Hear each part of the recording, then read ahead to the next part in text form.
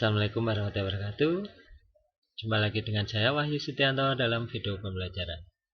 Pada pembelajaran kali ini saya akan membahas tentang kedudukan warga negara dan penduduk Indonesia.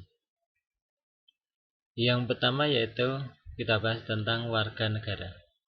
Warga negara merupakan orang-orang bangsa Indonesia asli dan orang-orang bangsa lain yang disahkan dengan undang-undang sebagai warga negara Indonesia atau WNI. Nah, di sini terdiri dari orang-orang bangsa Indonesia asli, artinya memang sejak lahir dia sebagai keturunan bangsa Indonesia dengan ciri-ciri sebagai orang Indonesia asli, ya, yang rata-rata berkulit sawo matang, dan ada banyak ciri yang lain karena di sini Indonesia ini memiliki berbagai suku bangsa.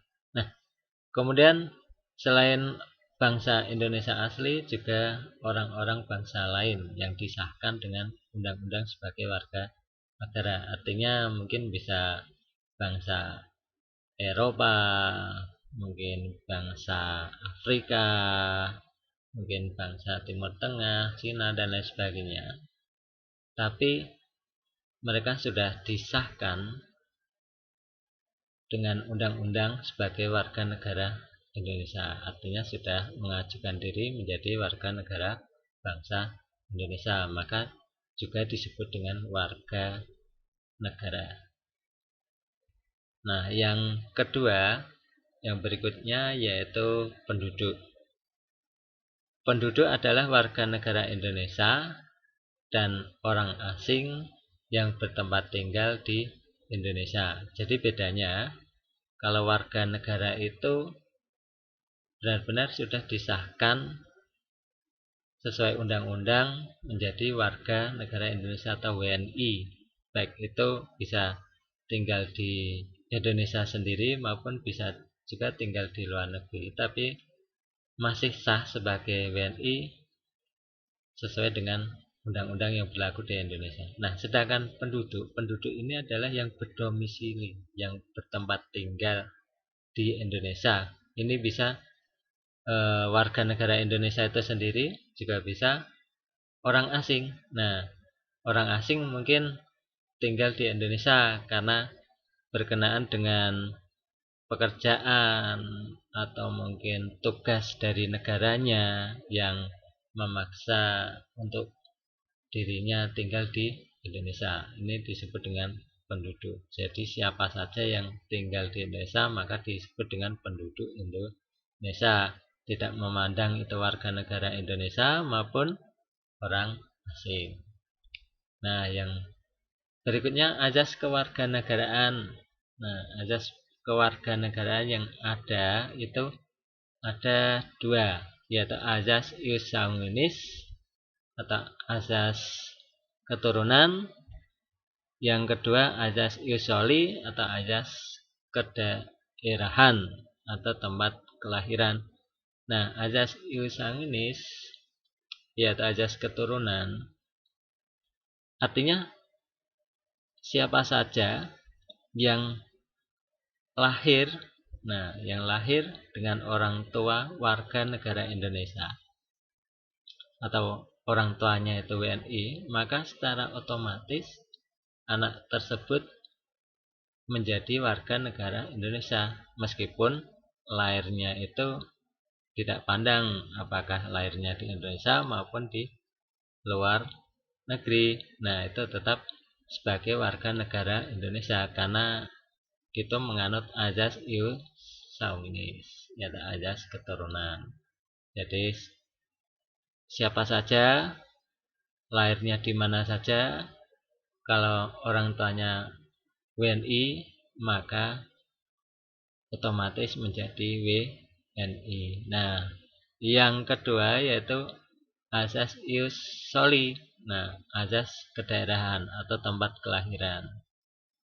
Nah, azas kedaerahan atau tempat kelahiran di sini nanti yaitu siapa saja yang lahir di Indonesia otomatis tercatat sebagai warga negara Indonesia, baik orang tuanya itu WNI asli maupun orang tuanya itu adalah orang asing, maka tetap sebagai warga atau tercatat sebagai warga negara Indonesia.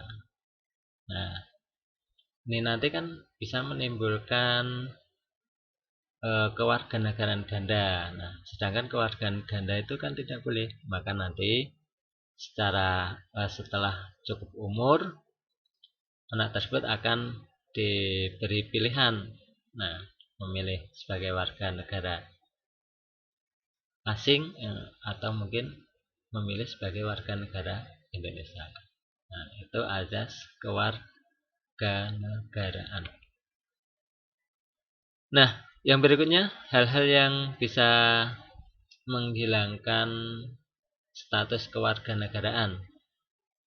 Nah, yang pertama menjadi WNA, yang kedua menjadi tentara asing, yang ketiga mempunyai paspor negara asing, yang keempat tinggal di luar negeri selama 5 tahun.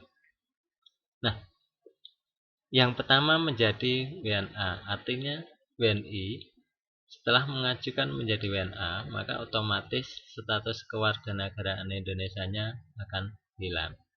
Karena ini permintaan sendiri atau pengajuan. Nah, mungkin karena suka tinggal di luar negeri, atau mungkin suami atau istrinya orang luar negeri, akhirnya dia mengajukan diri menjadi WNA. Nah, itu otomatis menghilangkan status kewarganegaraan Indonesia. Yang kedua menjadi tentara asing. Jadi siapa saja WNI yang menjadi tentara di negara orang atau negara asing, otomatis status kewarganegaraan akan dicabut atau dihilangkan. Nah, karena tentara ini sangat sensitif. Nah, artinya di sebuah negara tentara itu sangat penting, maka kalau warga negaranya menjadi tentara asing, maka otomatis status kewarganegaraan akan dihilangkan. Nah, yang ketiga mempunyai paspor negara asing. Nah, ini juga karena surat-surat itu kan biasanya dari negara kalau orang Indonesia ya mencarinya di Indonesia. Nah, kalau mencari paspor negara asing, maka otomatis dia telah mengajukan diri sebagai warga negara asing. Nah, maka otomatis orang tersebut akan kehilangan kewarganegaraan Indonesia. Yang keempat yaitu tinggal di luar negeri selama 5 tahun. Nah, selama 5 tahun ini berturut-turut ya. Jadi kalau tinggal di luar negeri selama 5 tahun berturut-turut, maka otomatis status kewarganegaraannya di Indonesia akan hilang. Nah, kecuali lagi sebelum 5 tahun itu kembali, nah itu nanti kewarganegaraan tetap masih sebagai warga negara Indonesia, meskipun nanti kembali lagi ke luar. Nah, kayak gitu. Nah, demikian ini adalah materi tentang kewarganegaraan. Saya kira cukup, mudah-mudahan bermanfaat bagi kita semua. Sampai jumpa dalam video pembelajaran berikutnya. Assalamualaikum warahmatullahi wabarakatuh.